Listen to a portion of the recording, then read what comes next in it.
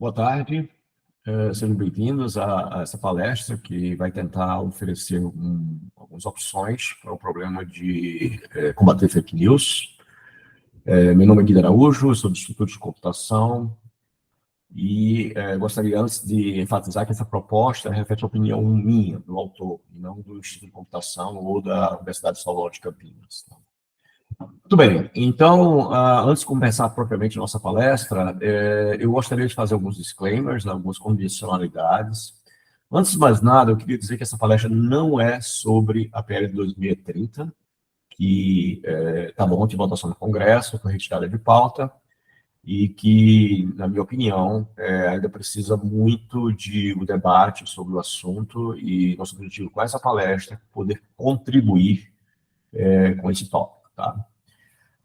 O outro conjunto de disclaimers que nós temos nessa palestra é o seguinte: essa palestra não pretende encontrar a verdade, tá? Não é o propósito dela.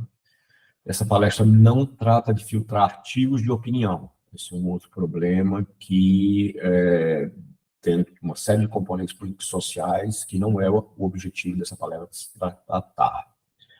Essa palestra não trata de filtrar opiniões de apologia a crimes. Isso é um problema sério. E tecnologias e as ideias que estão propostas a partir dessa palestra, elas não visam atacar esse problema. Por outro lado, essa palestra propõe um mecanismo para combater fake news. Vocês vão ver da metade da palestra para o final que nós vamos propor um conjunto de tecnologias e alguns usos de tecnologia que efetivamente, na nossa opinião, combate as fake news. E, por último, essa palestra propõe um mecanismo para devolver o controle da verdade para a sociedade organizada. Então, vamos tomar cuidado aqui com as palavras, palavras são coisas muito poderosas. Eu queria chamar a atenção aqui para devolver o controle e verdade. Tá? O que eu quero dizer com isso? Vocês vão ver, ao longo da primeira parte da palestra, que o controle da curadoria sobre a verdade foi tirada da mão da sociedade organizada e entregue às empresas de tecnologia. Então, a gente acha que isso não é bom para uma sociedade, e nós propomos mecanismos para retornar este controle para as mãos da sociedade organizada. As empresas não são boas em entender o que a sociedade está pensando, elas são empresas de tecnologias que viabilizam ferramentas de tecnologia. Ok? E também a palavra verdade, mais para frente a gente vai discutir e colocar ela em perspectiva, comparando ela com o que nós chamamos de consenso social, ok? Muito bem, então, esses três pontos que tem o não aqui, não são problemas que nós vamos tratar aqui.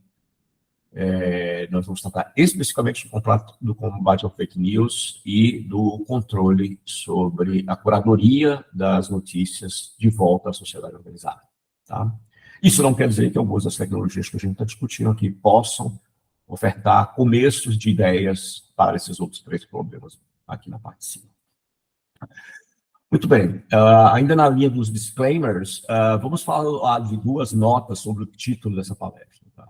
Antes de mais nada, nós temos, nos títulos da palestra, é Anti-Fake Technology.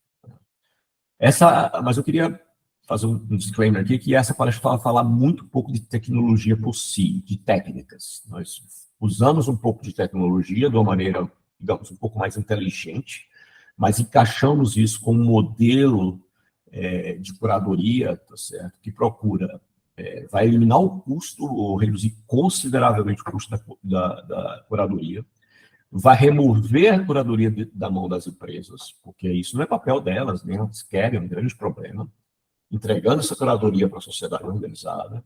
Tá? Então, nesse sentido, se você está procurando palestras sobre como tecnologias avançadas podem detectar fake news e assim por diante, nós não vamos ofertar isso aqui, tá certo? Tem pouco de tecnologia nessa palestra. E o outro ponto que eu quero chamar a atenção é de devolver a verdade à sociedade organizada. Novamente, é importante ressaltar aqui o que significa isso. Como nós dissemos, tá certo? Os nossos focos é que a curadoria da verdade, dos fatos, sejam transferidos, e é que essa proposta dessa palestra está colocando para a sociedade organizada, e a gente vai ver o que significa exatamente isso mais para frente. Mas antes disso, nós precisamos olhar com muito calma um problema fundamental no modelo atual, de distribuição de notícias. E esse problema é o que eu dou o nome de a falácia da Town Square. E isso vai ser explicado nos nossos próximos slides. Então, por que nós precisamos, tá certo, fazer curadoria? Curadoria, se você procurar no dicionário, você vai ver o ato de curar está relacionado com o zelo, o cuidado e a atenção para alguma coisa, tá certo? Então, curar algo é você cuidar daquilo e dar uma certa atenção àquela coisa, de modo que ela efetivamente atinja o papel a qual ela se propõe, tá certo? No escopo dessa palestra, tá certo? A palavra cuidado em algo é o cuidado com a notícia, tá? Então, eu vou estar usando essa palavra curadoria o tempo todo. E a pergunta que eu faço aqui no título é: por que precisamos de curadoria? Eu vou tentar responder essa pergunta em duas partes, obviamente, novamente lembrando que isso é uma opinião pessoal. Tá certo? Por que precisamos de curadoria? Na primeira parte, eu gostaria de exemplificar do porquê, mencionando sobre a vila. A vila é um vilarejo pequeno, de 1.000 pessoas, que basicamente tem uma praça, pouquíssimas casas, etc. E as famílias vivem no campo, na vila. Então, a praça da cidade é um espaço público onde um percentual razoável das pessoas vão de vez em quando para passear, para namorar, para conversar, para se ajudar, para se conhecer, certo? Vamos imaginar que 10% da população da vila vá para a praça, certo? 100 pessoas. Essas pessoas também, além de todas essas coisas boas, elas vão também trazer para a praça a mentira e a fofoca, que são duas características humanas e que está sempre conosco e sempre estará, certo? Elas podem ser muito ruins, mas elas podem ajudar também ao debate e à validação e à formação de um consenso, certo? Bom, então essas pessoas se encontram na praça, trocam ideias e no próximo final de semana, talvez, elas não todas sempre, mesmo assim, vão para a praça, outras sem, e eventualmente esse processo de trocar ideias na praça e conversar fora da praça sobre o que acontece na vila, certo? Chega a alguma coisa que eu chamo de um consenso, certo? Então, o consenso, ele é, digamos, uma percepção, uma leitura do que acontece na vila, é um consenso de quem efetivamente é fofoqueiro, quem efetivamente é mentiroso, com quem você pode realmente confiar, quem são os líderes daquela instituição. É algo meio fluido, mas existe uma certa noção que aquele consenso existe, as pessoas minimamente acreditam neles. Vamos agora mudar a escala do problema, certo? Vamos passar para... Vou ver aqui o slide, por alguma razão. Vamos passar para uma cidade. Essa minha cidade tem 1 milhão de pessoas, habitantes, tá? E vamos ver o que aconteceria na situação da praça na cidade. Então, novamente, eu vou pegar aquela mesma escala, eu vou pegar 10% das pessoas, elas vão para a praça, são 100 mil pessoas. Obviamente, a gente está falando de uma praça grande e vai ter um número de interações muito maior, um número de conversas muito maior, um número de pessoas se conhecendo mais, mas também a escala da mentira vai ser maior, a escala da fofoca também vai ser maior. E mesmo que essas pessoas se reúnem em praças diferentes, 10 mil em 10 praças, certo? Eventualmente, certo? Vai ser muito difícil você atingir um certo conhecimento de todo mundo naquela cidade e quem são os fofoqueiros, quem são os mentirosos, o que efetivamente é verdade e o que não é. Né? Então, dificilmente a gente vai ter uma formação de consenso numa praça e um conjunto de praças em que tenha, de uma cidade que tenha 1 milhão de pessoas. Certo? Para equacionar esse problema, então isso aqui não funciona, né? Nessa escala. Uma vila assim, uma cidade não. Para equacionar esses problemas, surgiu naturalmente a mídia. A mídia é uma forma de você organizar o debate social, organizar o conjunto de ideias que aquela sociedade está tendo, para o bem ou para o mal, né? E fazer a curadoria, fazer o cuidado daquela leitura dos movimentos que estão acontecendo, culturais, religiosos, políticos daquela sociedade. São profissionais treinados, né? Porque você precisa resumir a leitura que está se fazendo daquela sociedade. Então, você precisa de pessoas treinadas, que sabem escrever bem, saibam ouvir, saibam resumir, saibam perguntar, sempre na busca de criar uma leitura do que está ocorrendo naquela sociedade, tá certo? E aí pode acontecer de várias formas, pode ser a mídia televisiva, pode ser um jornal. Tá?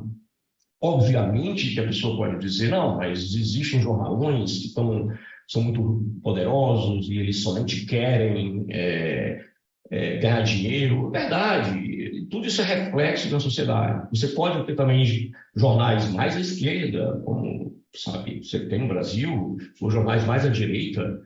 Você pode ter Brasil 247, você pode ter uma Jovem Pan, você pode ter nos Estados Unidos um Wall Street Journal, como você pode ter também um New York Times.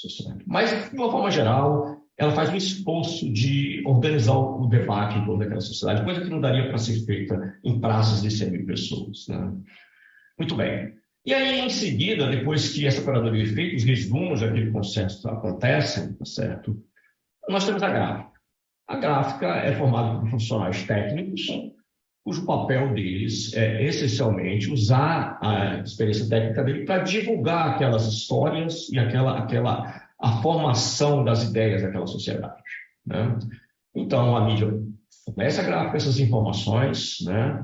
As matérias, então, são impressas na mídia impressa, né? Você tem aquelas tipógrafos trabalhando, tá certo, para fazer isso, engenheiros mecânicos, e uma tarefa essencialmente técnica. Na mídia televisiva você tem televisão, você tem cameramen, você tem locutores, tá certo? Mas é uma tarefa essencialmente técnica. Né? Ela não organiza, tá certo? Ou faz o papel da curadoria que a mídia faz.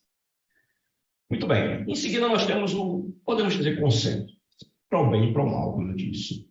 Você vai ter, então, jornais impressos e lidos, espera-se por 1 milhão de pessoas, tá certo? Mas eles estão lá disponíveis para as pessoas. Você vai ter vários programas de vertentes políticos, religiosas, sociais e culturais diferentes para ser assistido na televisão. Você vai ter páginas de internet que você pode consultar. Então, de uma forma ou de outra, a mídia faz, certo, um papel relativamente importante para organizar o debate social. Certo? Muito bem, mas agora eu vou propor uma coisa bem diferente para vocês. Vamos focar nossa atenção na gráfica. Você vai dizer, poxa vida, isso é uma coisa essencialmente técnica, é pegar lá as matérias e imprimir, tá certo? E as pessoas lá não estão treinadas para fazer essa organização e o resumo e a curadoria social, tá certo? Elas são técnicas, um cameraman, um locutor, assim por diante. Mas por que você quer focar na gráfica? Porque eu acabei de ter uma ideia maravilhosa.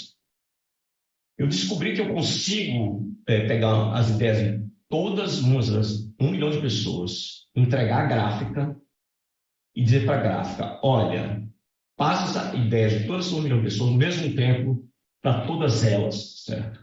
E deixa elas, que não tem mais nada para fazer na vida, olhar cada pessoa, as outras 999.999 ideias dos outros e formar o consenso dela e, eventualmente, se você deixar um sistema desse, tá certo? Funcionando, o consenso vai surgir naturalmente.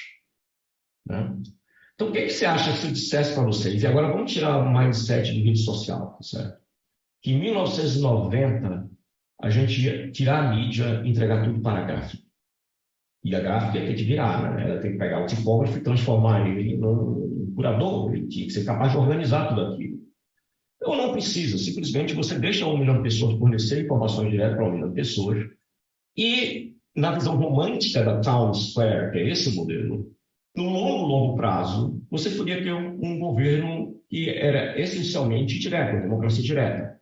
Você tinha projetos de leis colocados, certo, todo dia, e 1 milhão de pessoas votariam nesse projeto de lei, e desde o buraco da rua até a corrupção do vereador seria resolvido, certo? O que vocês acham se eu falasse isso, dessa ideia brilhante, em 1990? Meio maluco, né? Mas como vocês podem imaginar, foi isso que aconteceu. Nós entregamos a curadoria, certo, de toda uma sociedade para a gráfica moderna, que são as redes sociais. Eu não estou aqui para criticar a rede social, pelo contrário. Segura aí, da metade para frente, não é só levantar problema, é falar também de solução. Tá? Muito bem. Então, vamos lá. Foi isso que foi feito, certo? E agora eu vou saltar para a segunda parte do que precisamos de curadoria. Nós precisamos de curadoria porque fake news são locais. Ele é um evento eminentemente local, certo? Então, o que eu quero dizer com local? Quero dizer o seguinte. Quantos de vocês souberam que um F-16 que estava voando em cima de Wales, no Reino Unido, foi colocado um fundo de deserto nele, tá certo? Naquele avião de bombardeio, tá certo? Militar. E isso foi vendido para Indian Times como sendo uma preparação, tá certo? Do Paquistão para invadir o Afeganistão, por exemplo. Certo? Tá? Bom, o contrário, né? Afeganistão. Muito bem, isso é uma fake news. Certo? Mas quantos de vocês viram falar isso? Vocês não viram, porque nós estamos em outra cultura, outra sociedade, outra língua. Por exemplo, nós estamos no Brasil. Quantos de vocês viram falar que um funcionário do hospital alertou que pessoas que tomaram vacina bivalente estão todos passando mal e não conseguem andar? Certo? Mesmo estando no Brasil, a gente sabe, a gente entende, consegue ler, mas é muito local da cultura brasileira, da sociedade brasileira. Ou quantos de vocês ouviram que o Macron, na França, disse que em 20 anos, 60 milhões de refugiados da África, do Oriente Médio, iriam invadir a Europa, porque o caso do boicote está sendo feito ao trigo produzido da Rússia e eles iam fugir para cá. Quer dizer, também a gente não viu falar isso. Eu não estou julgando os aspectos políticos e culturais dessas notícias. Eu estou apenas dizendo que são coisas locais, que a gente tem o nosso mundo aqui, a nossa cultura, e a gente não sabe as fake news. Ou ainda aqui na Filipinas, uma alta funcionária do governo disse que você precisaria acrescentar mais um ano aos 12 anos de escola das crianças. Certo? Ou ainda que Michelle Obama deletou o Twitter da Hillary Clinton. A gente não está interessado nessas coisas. Nós estamos interessados em nós, nosso país, nossa cultura, nossa sociedade. E as fake news são eminentemente locais. Então a pergunta é, como é que um funcionário sentado em São Francisco ou Menlo Park, por melhor que ele seja contratado, ele vai conseguir fazer a curadoria de algo eminentemente local? Ou mesmo se você colocar 2 ou 3 funcionários de uma gráfica moderna aqui em São Paulo, ele vai conseguir fazer esse nível de curadoria. Não faz, porque as pessoas não são treinadas e não têm a escala que a mídia tem. Independente do que você lê por mídia, certo? Vamos acreditar que minimamente funciona. Tá? Muito bem. Então, o resumo que eu tenho aqui é o seguinte, para encerrar essa primeira parte da nossa conversa, é a falácia da Town Square. A falácia é aquilo que parece verdade, mas não é, de que nós conseguimos organizar o debate social através de empresas de tecnologia. Isso não funcionou. Tá? Antes de 2004, quando surgiu o Orkut e o Facebook, e logo depois, um pouco depois do outro, né? A formação antes disso, a formação do conceito era feita através do embate político e cultural religioso. Existia alguma liberdade de criação de mídias. Se você sentisse apoio, você podia ir lá e criar o seu jornal, e, sabe, obviamente precisa de muito dinheiro, obviamente tem movimentos políticos atrás disso, certamente, mas alguma liberdade existe, né? Certo? Como eu disse, hoje nós estamos no Brasil 247, hoje nós temos um Jovem Pan. E as mídias faziam alguma curadoria. Existia aquela noção de que, olha, se eu falar uma mentira em público que foi desmascarada, é muito ruim para mim como jornalista, certo? E havia também algum filtro para fake news, né? Nem toda fofoca que era dita na praça chegava a virar notícia, porque isso era derrubado muito antes, porque existia um interesse para aqueles profissionais treinados a eventualmente não comprometer a credibilidade deles. Certo? E o que ocorreu depois de 2004, quando surgiu o Orkut, o Facebook e depois as outras redes sociais? O modelo foi substituído pelo Town Square. Olha, não se preocupem, nós vamos trazer todas as notícias geradas por aquele 1 milhão de pessoas e vamos poder ser direto para elas e o debate vai se auto-organizar. Certo? É a Town Square, praça da cidade, em larga escala, visando longo prazo de uma democracia direta. A curadoria, não se preocupem, será feita pelas empresas, por nós mesmos fazemos uma curadoria. Mas depende, né? Depende. Você pode ter, por exemplo, uma versão do Twitter 2.2 e o proprietário diz, olha, eu acredito no modelo Town Square, eu quero levar as informações para frente as pessoas que se organizem, certo? Então eu vou reduzir a curadoria. Então, no fundo, a verdade ficou na mão das empresas. Não necessariamente das empresas. As empresas não são ruins nem boas, certo? Elas são empresas, tá certo? Foi entregue para elas uma atribuição que não é delas, que elas não sabem fazer, certo? e cobra-se isso delas, não adianta cobrar. Não é o papel delas. Porque o modelo que surgiu aí nesse entorno aí de quase 20 anos, certo? Não funcionou. O modelo Times Square acabou. E por que eu digo isso? Porque fazer péssima curadoria de notícias tem preço. Curadoria mal feita tem um custo altíssimo. Aqueles de vocês que estão acompanhando sabem que a Fox News fez um settlement com a Dominion Voting System, uma empresa de tecnologia de votação, da ordem de perto de $1 bilhão, por causa de uma curadoria mal feita dentro da empresa Fox News. Então, ela tem custo. O custo da curadoria mal feita é alto e vai se tornar cada vez mais alto. Muito bem. Agora que a gente encerrou a primeira parte dessa palestra, eu vou falar sobre fake news. Vou falar sobre o foco dessa palestra. O foco dessa palestra é essencialmente combater fake news. Por favor, o foco dessa palestra não é encontrar nenhuma verdade. O foco dessa palestra não é filtrar opiniões. O foco dessa palestra não é filtrar opiniões que levem à apologia a crimes. Certo? O foco dessa palestra é fake news. Certo? E um dos argumentos que eu tenho para entender esse problema, certo, é que a gente já viu esse filme antes. Certo? Esse filme já foi visto pela humanidade com outro nome. E alguns de vocês já estão se perguntando por que tem uma tela de um cigarro alguém fumando aqui. O que o tabaco tem a ver com fake news? E um dos meus argumentos aqui tem muito a ver. Vamos lá, então, ao argumento. Vamos olhar, então, aqui. Eu tenho uma espécie de tabelinha aqui para vocês, certo? Aqui nesse eixo aqui, ó, eu tenho algumas características, certo? E do lado direito, aqui nessas duas colunas, eu tenho os dois objetos da comparação. Então, na primeira coluna, eu tenho um tabaco, cigarro, certo? O cigarro é conhecido, hoje todos concordamos, não era, tá? Não havia esse consenso. Ele faz prejuízo à saúde. Isso aqui é uma tomografia com um tumor de câncer de pulmão, tomografia de pulmão. Ele causa um mal-estar físico, ele causa uma doença física, ele leva as pessoas à morte. Tá certo? No caso de fake news, se cada pequena fake news que entrasse no cérebro de alguém pudesse ser, se passar o cérebro da pessoa e fazer uma tomografia e dizer, olha, ali tem uma fake news dentro da pessoa, ela seria muito mais fácil de mostrar para as pessoas o que está acontecendo. Tá certo?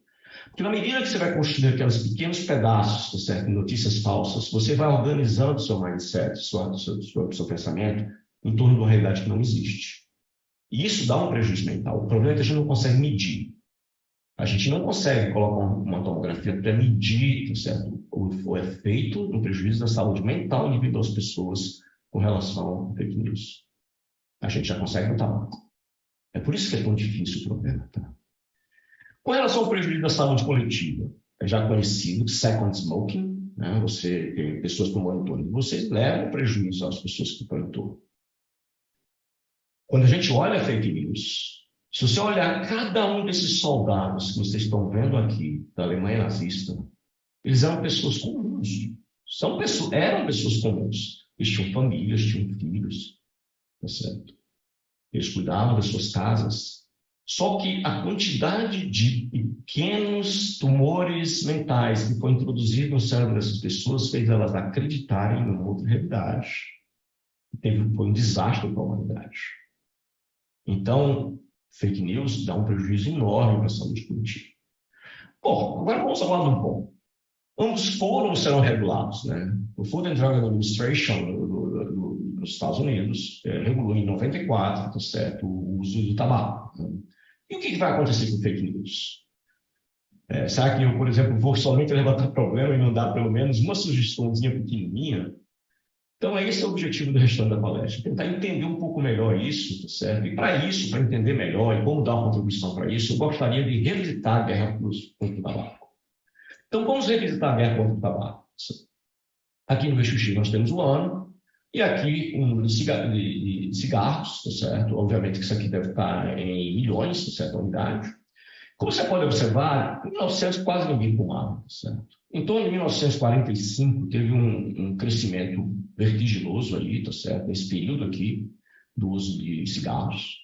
E dá para ver que ele está fortemente associado a estresse, né? Você começou a ter, os Estados Unidos, por exemplo, na Primeira Guerra Mundial, obviamente, isso aqui são informações do Departamento de Estado americano, então eu não consegui localizar um gráfico semelhante no Brasil, tá? Você teve a Grande Depressão nos Estados Unidos, né? Obviamente, as pessoas ficaram sem dinheiro e pararam de comprar cigarro, e depois, posteriormente, a coisa foi crescendo, tá certo? Com a vida moderna, e os Estados Unidos entrou na Segunda Guerra Mundial, e aí você tem um período de crescimento vertiginoso do uso de cigarro, certo? Muito bem. Então, o que aconteceu aqui nesse período? Bom, a partir daqui, se você for ver, essa curva cresce um pouquinho, talvez com uma derivada menor, e começa a desabar, tá certo? Vamos ver o que ocorreu aqui para reduzir esse crescimento vertiginoso do cigarro, certo? Em 1960, surgiram os primeiros estudos científicos que associavam a fumar com câncer, certo? Esse foi o primeiro estudo nessa linha. A curva começou, então, um pouco a se achatar. As pessoas são espertas, elas não querem morrer de câncer. Em 1964, saiu um relatório do Surgeon General, que é o equivalente ao ministro de Saúde, o assessor principal de saúde no Brasil, tá certo? Dizendo, um relatório falando dessa correlação, reforçando que essa correlação existe, certo? De câncer e cigarro. Em 1966 surgiu o primeiro combate a isso, né? Alertas dos maços de cigarro foram colocados. Aqueles que você já conhece, foto do câncer e dizendo que fumar faz mal à saúde. 66. Em 1969, começou a ser aplicada a Fairness Doctrine, que é uma doutrina nascida nos Estados Unidos por volta de 55, que diz o seguinte: qualquer mídia ela tem que trazer os dois lados, tá certo, de uma questão que está em debate público. Isso é uma lei, uma doutrina, tá certo? Não necessariamente uma lei que existia nos Estados Unidos. Ela começou a ser meio que forçada a empresa de mídia social a trazer o debate dos dois lados. Tá? Em 1973, foi proibido a propaganda de cigarros, de uso de cigarro. Em 75, os movimentos sociais dos não fumantes começaram a se organizar, certo? E o processo continuou, tá certo? Com a advocacia moderna, essa linha e tal, até que em 1994, o Food and Drug Administration propôs uma regra final com relação à regulação dos cigarros. Bom, muito bem. Mas o que a gente pode aprender aqui, certo, da guerra contra o tabaco e usar contra fake news? Vamos olhar das ferramentas que foi usado para combater o tabaco. Alertar o usuário. O maço do cigarro carrega o alerta, um disclaimer, dizendo que ele prejudica a saúde de terceiros, de quem você ama, prejudica você mesmo, você pode ter um infarto por causa do cigarro. O usuário é informado do mal que resulta do uso do produto. E ele pode ainda assim escolher. Ele pode dizer, não, eu quero, não tem problema, eu estou ciente, mas eu quero. A questão é que sempre vai existir gente que fuma, mas como vocês sabem, todo esse processo, tá certo, reduziu enormemente o uso do cigarro ao longo de vários anos. Então, educar funciona, certo? Muito bem. O que seria o equivalente para fake news, certo? Qual seria o equivalente para fake news com relação ao aviso maço do cigarro? Então, vamos imaginar aqui que você recebeu que o João da Silva, ele, por má fé ou não, certo? Ele enviou no WhatsApp dele uma mensagem que ele recebeu de um terceiro, possivelmente não com má fé, ele é uma pessoa totalmente bondosa de coração, que gosta muito da Maria, enviou um link de uma mensagem que ele recebeu de um terceiro, de uma rede social, dizendo que uma vacina matou um idoso em São Paulo. E ele disse, olha Maria, olha o que eu achei há pouco, toma cuidado, tá certo, com vacinação, não faz isso, tá? Não foi com má fé, ele pode ser uma pessoa de coração bom, que viu bem na Maria. Ele pegou a notícia e passou adiante. 99% das pessoas são assim, são boas, tá? Então, como é que a gente agrega um aviso de que isso é um fake news?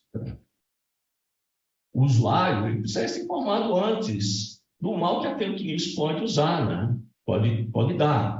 Mas mesmo assim, ao transmitir a fake news, ele tem a possibilidade de escolher enviar. Ok? E como funcionaria isso? O usuário compartilharia um link que ele recebeu de algum conhecido de um grupo ou de uma webpage aqui no campo usual de link compartilhado no WhatsApp dele.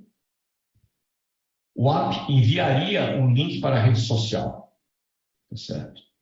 Link enviado para a rede social, para a empresa Meta, né? Que é dona do WhatsApp.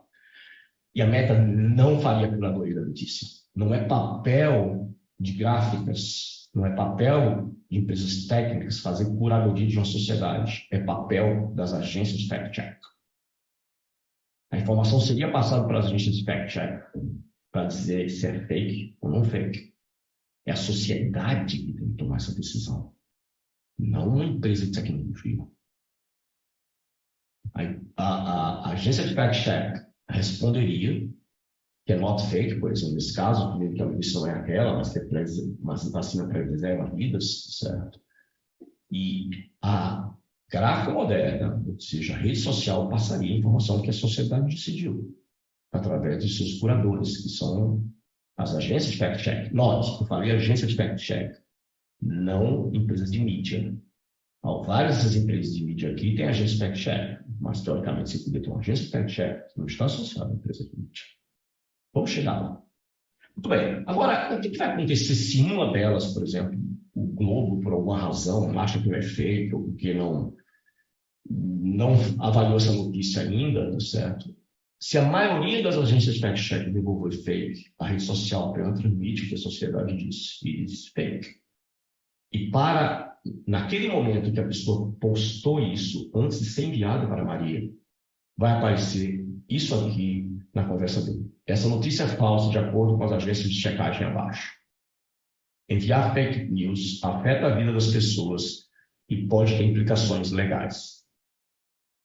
É o equivalente a disclaimer no maço de cigarro. Quer enviar mesmo assim? A pessoa pode querer enviar. Tá certo? Você tem que dar liberdade de enviar. Tá? Muito bem. Qual seria a analogia, então, final com o uso do tabaco? A mensagem vai carrega o aviso, tem uma motivação educativa. As pessoas têm que se educar. A palavra final sobre transmitir uma fake news ou não tem que ser da pessoa. Tá certo? Como se diz nos Estados Unidos, we the people. Certo? O usuário informado do mal pode resultar para outras pessoas e que pode também ter implicações legais. E qual é o efeito colateral disso? Qual é o efeito educativo? O usuário vai começar a duvidar de suas fontes fake news. À medida que ele for fazendo isso, ele observar que várias das notícias que ele passa adiante de alguém é falsa, ele vai deixar de acreditar nessa fonte dele, o que ajuda a sociedade. Mas mesmo assim, o usuário pode escolher enviar. Então, aqui tem uma outra nota. Enviar fake news afeta a vida das pessoas, pode ter implicações legais. Quer enviar mesmo assim? Ele pode querer enviar, sabendo que é fake news. E se ele resolver enviar? Então, nós deixamos o campo técnico agora, entramos no campo político. Só que aqui em política. E sociedade não sabe como querem regular. Certo? Você pode, por exemplo, dar um número de fake news para ser ajustado de acordo com a legislação.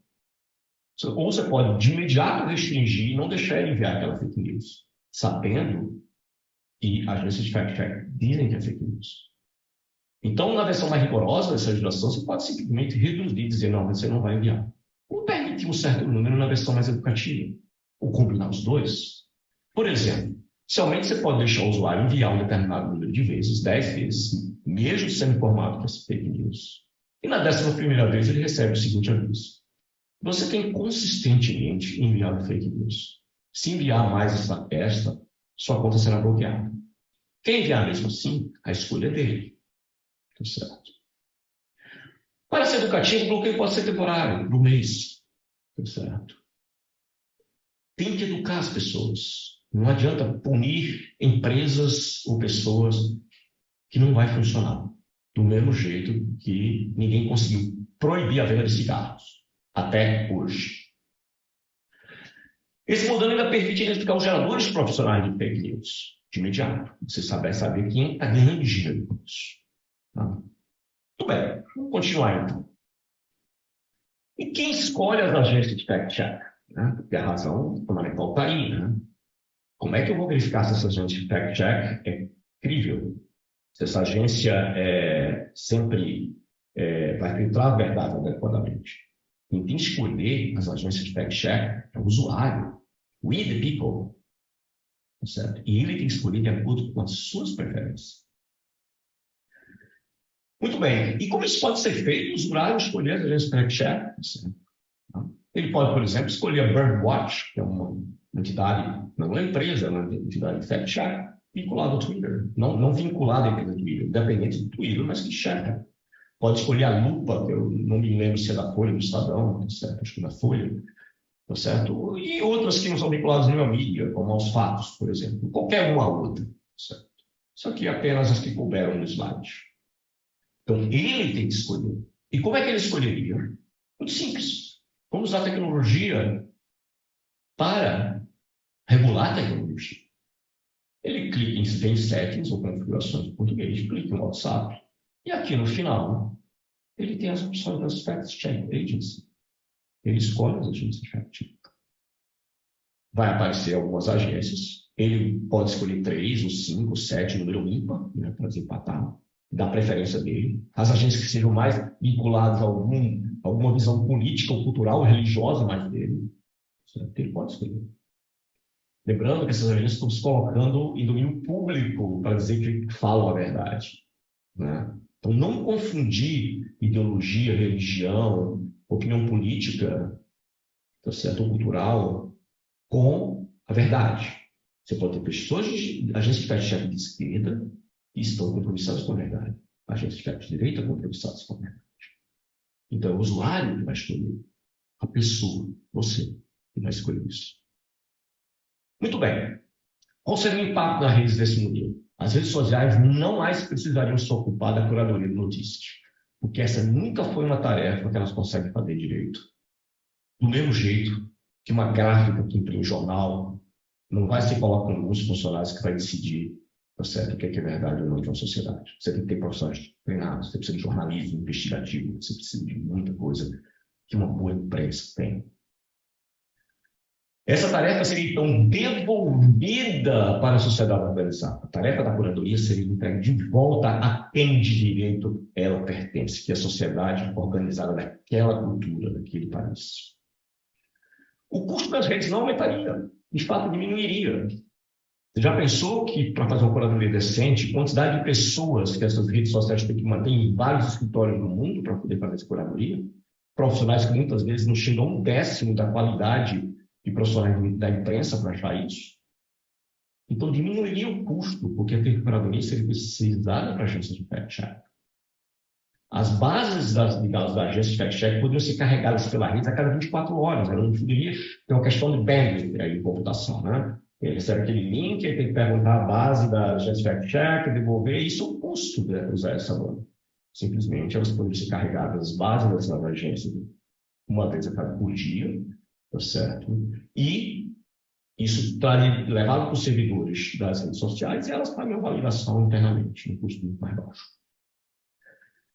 As redes contratariam as agências de fact-check para filtrar as fake news. Sim, porque isso é um trabalho. Na realidade, você pode criar um novo mercado para agências de fact-check. Poderia ser regulado pela qualidade com que elas validam se aquilo é verdade ou não.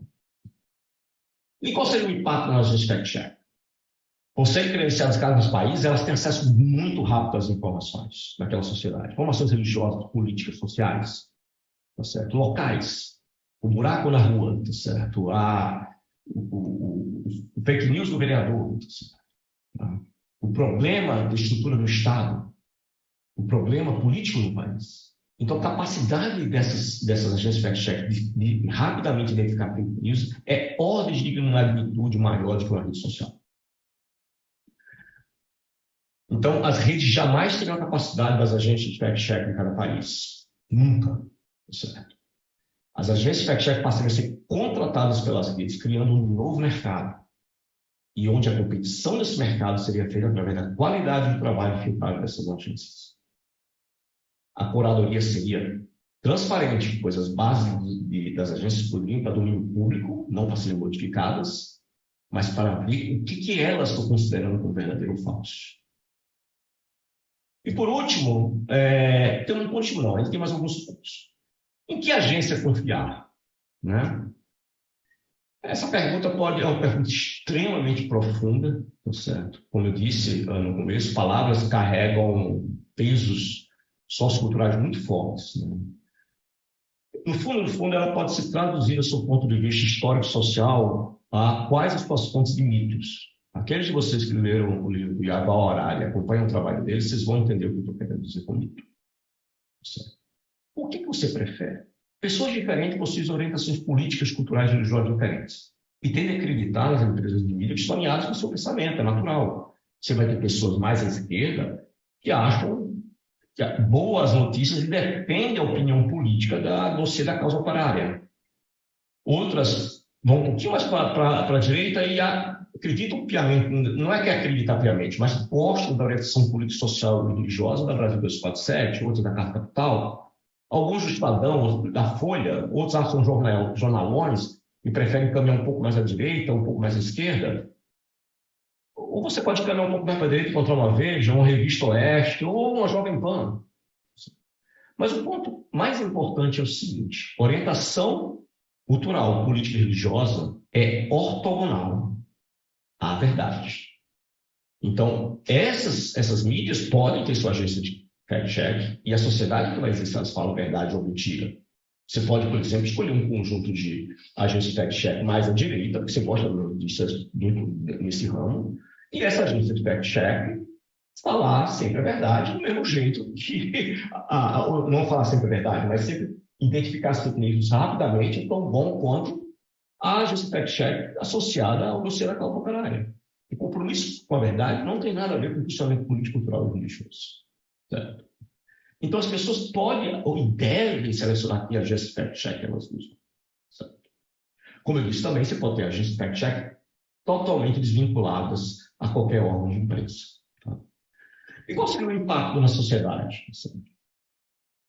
Os movimentos políticos maiores vertentes ideológicas que posso imaginar poderão propor criar suas próprias agências de fact-check sem qualquer restrição, desde que elas se atenham à verdade e sejam credenciadas. Essa palavra é perigosa, credenciadas. Eu vou me detalhar um pouquinho mais sobre ela na frente. Tá? O usuário pode escolher as agências de acordo com sua preferência, sua inclinação ideológica, aumentando as chances dele acreditar que aquilo é falso, porque eu confio nessa agência de fact-check, eles estão vinculados a órgãos que têm uma orientação ideológica parecida comigo, então eu confio neles. Bom, se foi você que selecionou, tá certo, essas agências, que você confia nelas, na hora que ela virar e disser para você que é mentira, ou você está passando adiante, existe uma probabilidade maior de você acreditar nelas, porque foi você que escolheu. Para continuar credenciadas, essas agências pedem uma taxa de acerto mínimo, 80%. Isso aqui é meramente especulativo. Tá? O mais importante é que a liberdade de expressão nas redes continuaria totalmente garantida. Ok? Muito bem. E agora vamos ao problema fundamental, né? Quem credencia as agências de fact-check?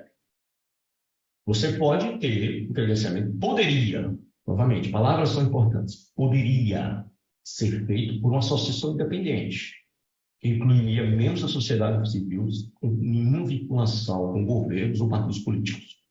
Uma Academia Brasileira de Ciências, a Associação Brasileira de Imprensa, a Associação Brasileira de Jornalistas Investigativos, que está aqui, Transparência Internacional, o Comitê de Gestor da Internet, a OAB, poderia também ter representantes do governo, desde que muita minoria, como a Autoridade Nacional de Proteção de Dados. Isso é apenas, novamente, meramente especulativo. Qual seria o papel dessas agências? É verificar relatórios de acerto de fact-check das agências de fact-check e dizer, e dar um linear, olha, abaixo de 80%, o cara errou 80% disso aqui, ele está fora, independente do componente ideológico. Seria um critério que daria para medir, porque as bases deles vão estar dá para ser auditável pela sociedade civil. A outra opção, tá certo, é você não ter credenciamento. Os usos que as pessoas fizerem dessas agências definir a relação comercial delas. O que eu quero dizer com isso? Você escolhe uma determinadas agências lá e o pagamento da rede social seria destinado àquelas agências que você escolheu. Para cada checagem dessa, vou imaginar se você pagasse aí 0,01 centavo para cada checagem dessa, ou alguma coisa desse tipo, obviamente um modelo de mercado, enfim. Mas você não teria credenciamento. O ponto importante é que, já que as bases estão em domínio público, tá certo? Na hora que você escolher uma agência, será mostrado para você o que eu estou chamando, e obviamente pode ter outros nomes, de índice de acertos de fake news, IAF. E se você escolher uma agência que você, eu gosto mais porque tem uma orientação política, não sei o quê, associada a alguma coisa que eu gosto. Se o IAF, o índice de acerto de fact check daquela agência, for 10%, você está dizendo que 90% do que ele disser para você que não é fake news, pode ser fake news. Então, é uma opção sua ser enganado. Será que você vai querer ser enganado?